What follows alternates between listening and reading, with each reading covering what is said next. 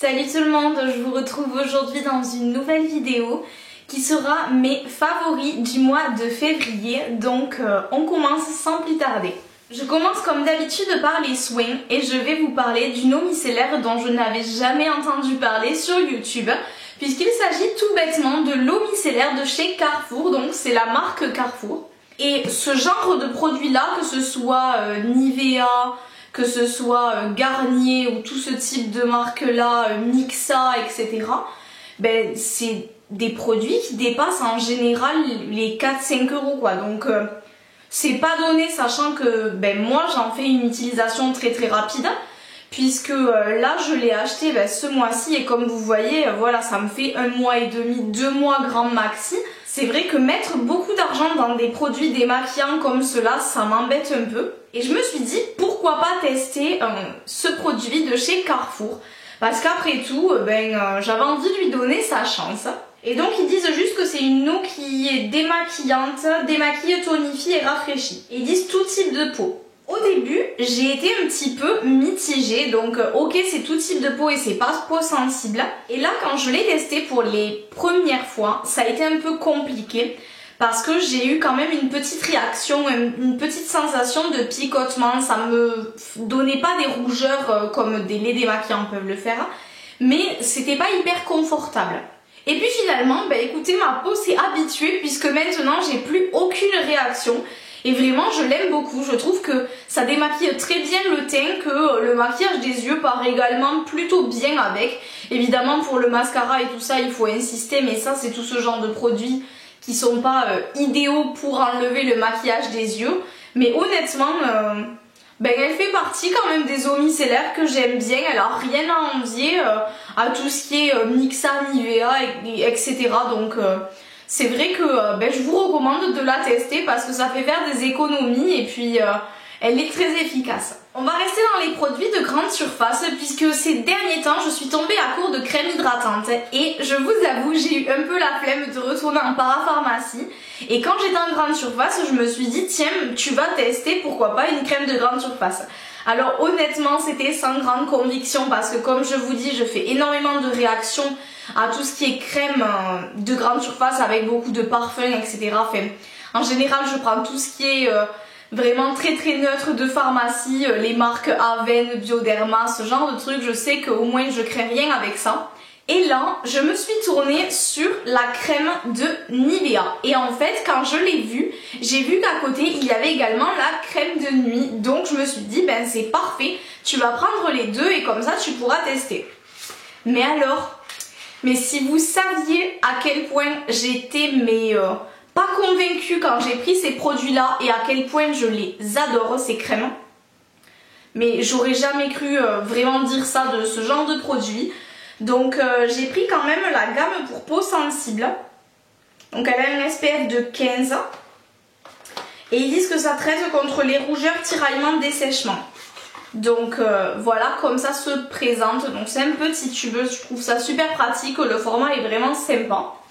Et la crème, donc comment vous dire, déjà ils disent 0 parfum et c'est vraiment le cas, donc c'est sûrement pour ça que je fais pas de réaction. Du coup elle ne donne pas de rougeur à ma peau et c'est vraiment super.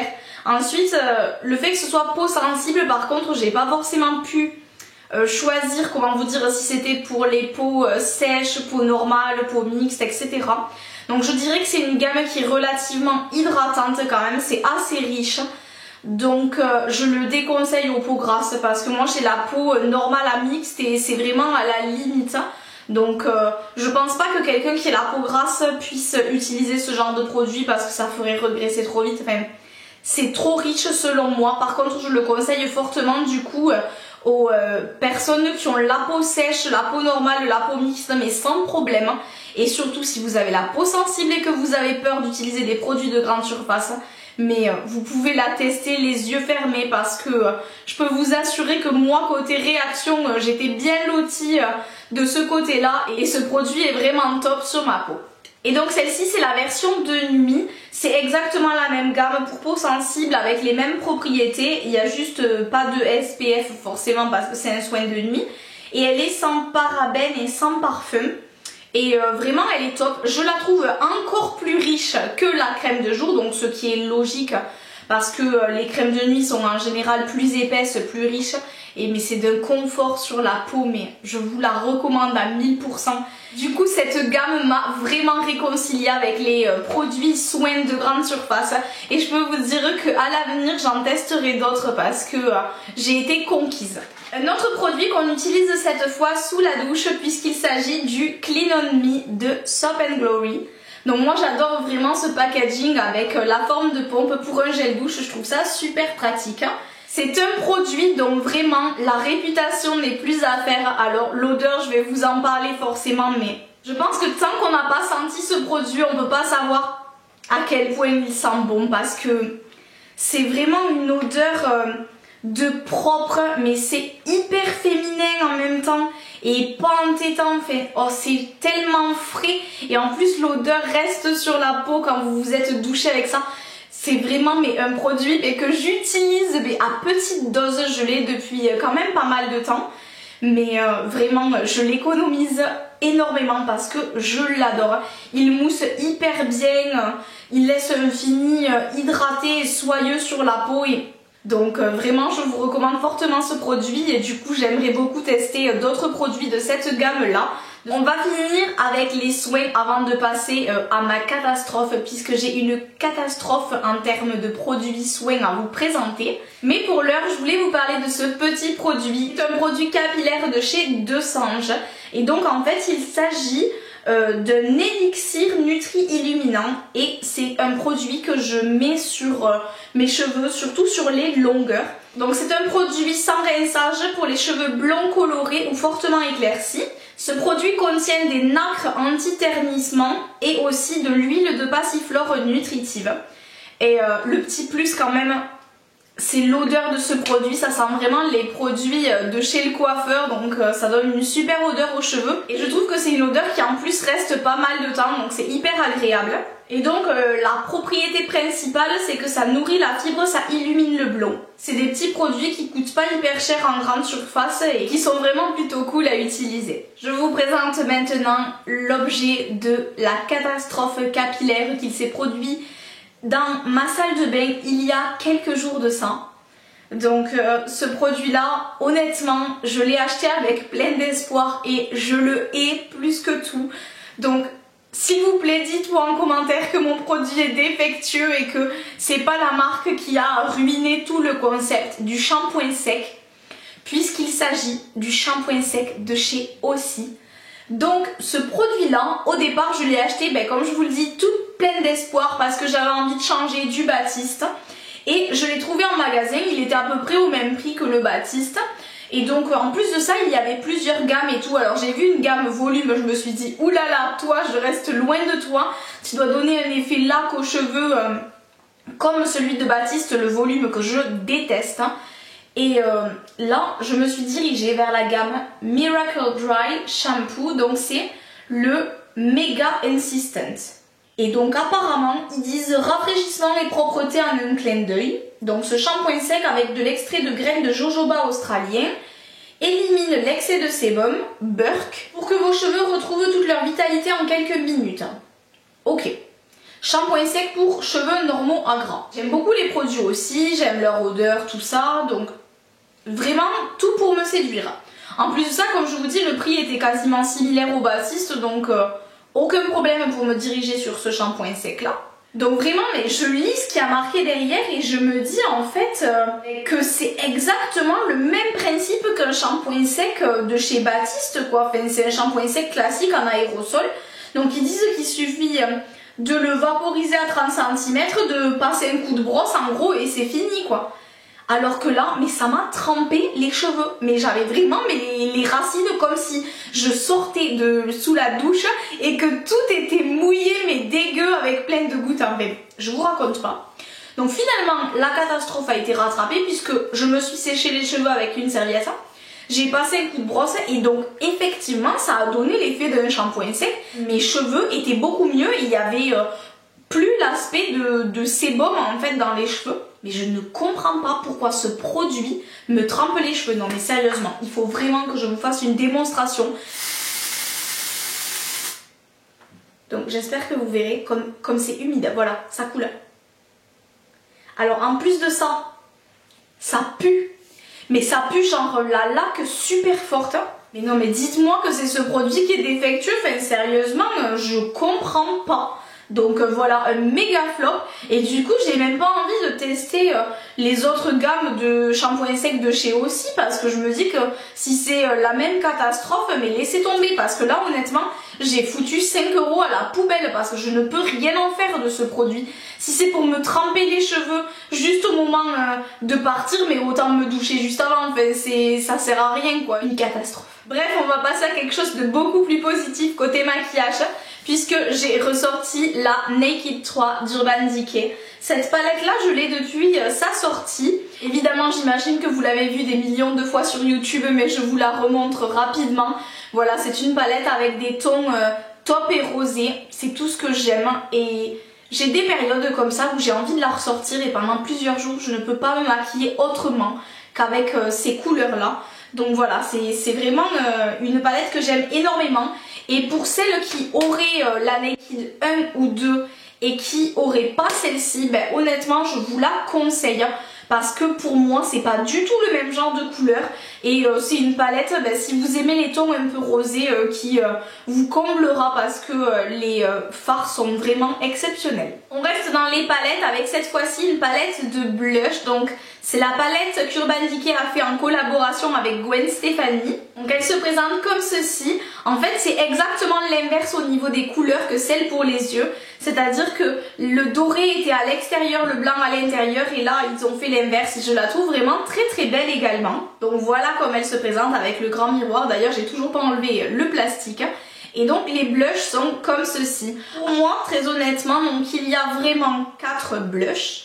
Ça, je considère que c'est un highlighter parce que c'est clairement un doré. Et d'ailleurs, j'adore l'utiliser comme enlumineur et c'est ce que je porte aujourd'hui. Donc je pense qu'on verra bien quand même avec les éclairages. Également, je porte ce blush là qui est magnifique. J'ai eu un coup de cœur pour ce blush. Celui-ci est plutôt mat, le rose clair, et après les autres sont irisés. Et celui-ci, je m'en sers pour faire le contouring. Donc pareil, aujourd'hui je l'ai mis pour faire le contouring.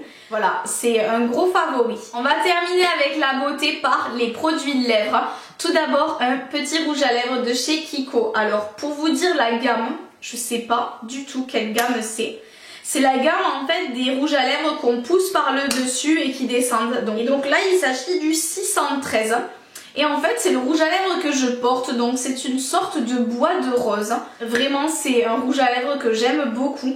Il est hyper agréable à porter, très confortable, très crémeux, la couleur est opaque, c'est un nude comme je les aime, enfin, qui passe vraiment avec toutes sortes de maquillage, donc vraiment un gros chouchou. Et je finis par ce coffret NARS. C'est un coffret qui date et qui malheureusement n'est plus vendu puisque c'était une édition limitée de 5 rouges à lèvres en crayon.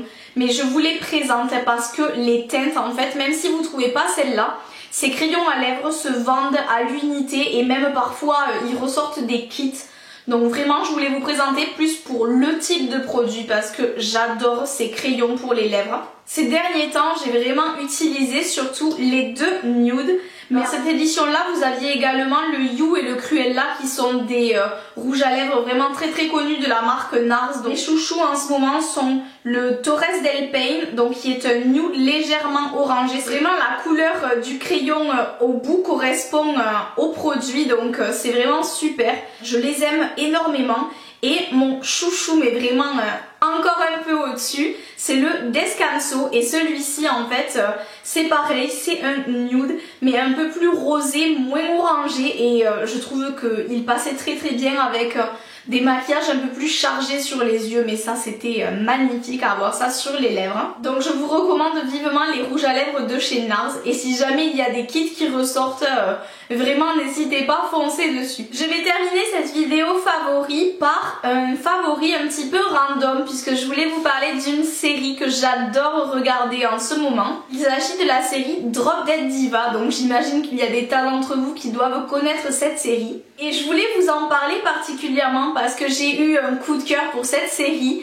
Et c'est surtout qu'au départ, c'est le genre de série qui m'a attirée, mais pas du tout. Si déjà vous aimez le genre de série un petit peu avec les enquêtes et tout, peut-être que ça pourrait vous plaire. Hein, parce que là, il s'agit de personnages qui font partie d'un cabinet d'avocats et donc qui vont résoudre des affaires pour justement aider leurs clients par rapport à leurs histoires avec la justice.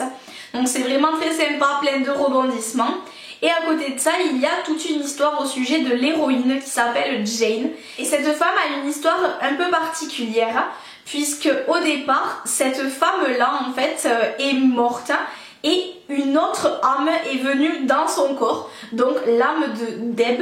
Et Deb, en fait, était une mannequin, donc comment vous dire, c'est le genre de profil du coup qui n'avait absolument rien à voir, puisque on a le cliché de Deb qui était très belle mais un peu débile, et on a le cliché de justement Jane qui est avocate, qui a super bien réussi dans la vie, etc. Mais après, qui a une vie amoureuse désastreuse, qui n'est pas bien dans son corps, enfin tout ça. Donc c'est vraiment le gros cliché de la fille qui a l'intelligence mais qui a pas le reste qui suit, et l'autre qui a le corps mais qui a pas le reste qui suit. Donc là, il y a une fusion de ces deux personnages, puisque l'âme de Deb vient dans le corps de Jane. Enfin, j'espère que c'est un peu clair. C'est vrai que pour ce côté-là, c'est un petit peu compliqué. Et justement, ça laisse place à des situations vraiment géniales. Parce que la personnalité de ce personnage principal, mais elle est vraiment hyper complète du coup, puisque elle a deux personnes en une. Vraiment, laissez-vous tenter, regardez un ou deux épisodes. Vous pouvez même regarder en plein milieu d'une saison, puisque moi j'ai commencé au milieu de la saison 4 je crois, donc pour vous dire, enfin, vous n'êtes pas obligé de tout suivre depuis le début pour comprendre, c'est vraiment plutôt bien expliqué. C'est une série qui renvoie tout un tas d'émotions, qui est à la fois amusante et aussi émouvante. Mais vraiment, j'ai complètement accroché, donc je vous la conseille vivement. Sur ce, j'espère que cette vidéo vous aura plu. N'hésitez pas à m'écrire en commentaire quels sont vos petits chouchous du mois de février. Et si vous avez également des séries dans ce style-là à me recommander, ça me ferait très plaisir. N'hésitez pas à vous abonner pour suivre mes prochaines vidéos et également à me laisser un petit pouce en l'air si la vidéo vous a plu. Je vous fais des gros bisous et je vous dis à bientôt dans une prochaine vidéo.